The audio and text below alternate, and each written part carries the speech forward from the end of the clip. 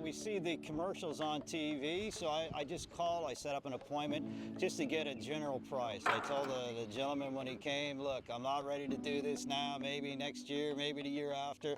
I was just looking for a ballpark price. He showed me the difference in the quality in the window compared to other windows, and the price was a lot better than I thought. It's a very pleasant experience, a lot of good communication with everyone I spoke to. I had to speak with 6 or 7 different people along the way.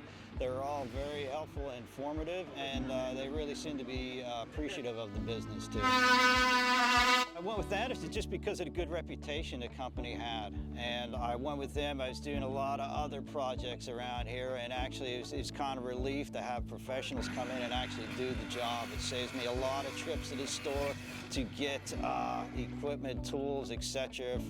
that I didn't know I needed, or to get other supplies for mistakes I made along the way, and saved me a lot of time watching videos on how to do it myself. It's amazing, a lot better than what I thought, really. And the attention to detail, the cleaning these guys did, I mean, the whole time they were taking care of business. They were very nice. And like I said, the price was very reasonable, and very pleased with the job performance.